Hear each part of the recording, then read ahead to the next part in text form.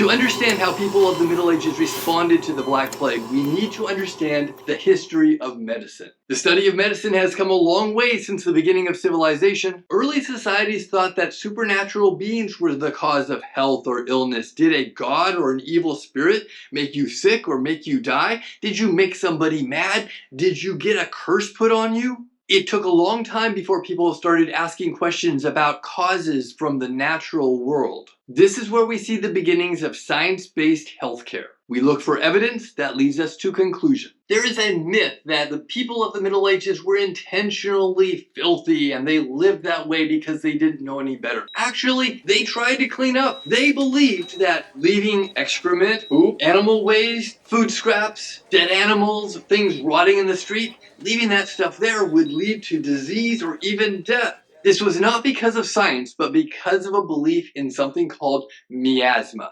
Miasma was a theory begun with the medical beliefs of Hippocrates and Galen. Simply put, miasma meant bad air meant bad health. Hippocrates and Galen were Greek philosophers studying the natural world. But before we get too deep into them, let's back it up a minute and take a look at Pythagoras. He came first. Pythagoras was a Greek philosopher who believed in harmony in nature. Everything needed balance. This is important because Pythagoras left an impression on the philosophers that came later like Hippocrates and Galen. Needing that balance was foremost in their mind, and you're going to see this later as we look to medieval medicine. Hippocrates was the Greek father of medicine. This is where we see a turning point of medicine starting to actually be more than just magic spells and offerings to the gods. He thought about harmony in the human body. He looked at the human body and saw that there were 4 humors. That's a fancy way of saying juices. These were blood, phlegm,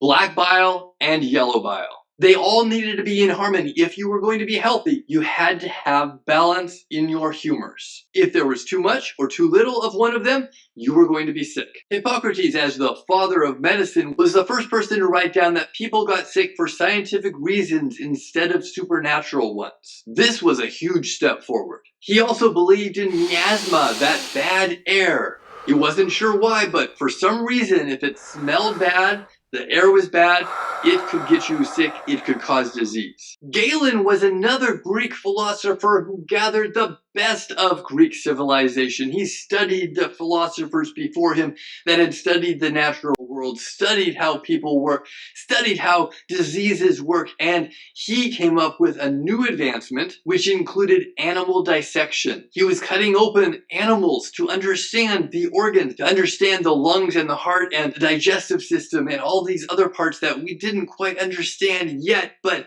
they must be connected somehow. He also traveled to other countries to see what their medical customs were. The writings of Hippocrates and Galen were legendary. People from all around were studying their writings about what to do in case of an illness, what an illness was caused by. In fact, they were so legendary that their works were studied all the way up until the Middle Ages. If this was the best of medical knowledge at the beginning of the Middle Ages, this was a problem because both of them were wrong. During the Black Plague, we find that a lot of the remedies fell into one of 2 categories. Either you're trying to fight off this bad thing, the plague, with something else that's good, or you're trying to fight off the bad thing, the plague, with something that was also bad. This bad would cancel out bad. You're looking pretty sick. I think you should dance. You still don't feel well? You should try some flagellation.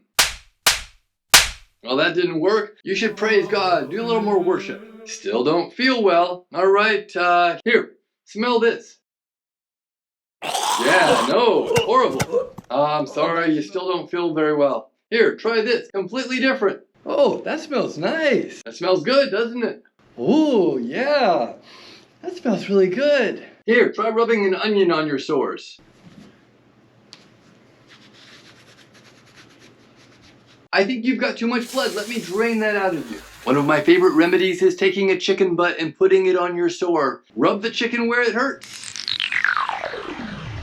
Try making a paste out of your poop and putting that on your wounds. Those were really the weird ones. Of course, there were other approaches that involved normal application of herbs, things that smelled strongly like garlic or camphor or Clove, lavender, sage, vinegar. None of them were terribly effective, but when the Black Plague hit Europe, this was the type of medical knowledge we had available. You've probably seen images of the Plague Doctor. It's a pretty cool outfit. Looks spooky. Makes a good Halloween costume. But did they really use it during the Black Plague? The truth is, yes and no. In our modern world of COVID-19, we tend to think of a mask like this as something similar to the masks that we use to prevent us from inhaling the virus. But during the Middle Ages, no one had any idea about microorganisms. Bacteria, viruses, other microorganisms were invisible to the naked eye and may as well have been imaginary. People associated bad smells with disease, death, and decay.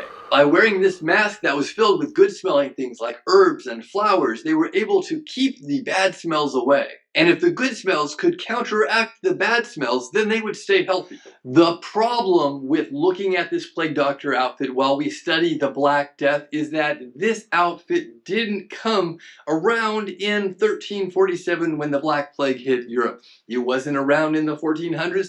It wasn't around in the 1500s. It's not until 1619 that we have the first recorded instance of somebody using this type of outfit. It was definitely used for doctors treating the plague, but not in the 1300s, but in the 1600s. It wasn't until the 1600s that any cities in Europe really developed public boards of health or anybody looking out for the physical health of the people. There were hospitals around in the 1300s and 1400s in major cities, but really a hospital was not a place to get better. A hospital was a place to be isolated so that you could die away from other people. During the early years of the plague, there was a hospital in Paris, and it was the best of its kind in Europe. Its purpose was to keep sick people isolated so that other people wouldn't catch the disease.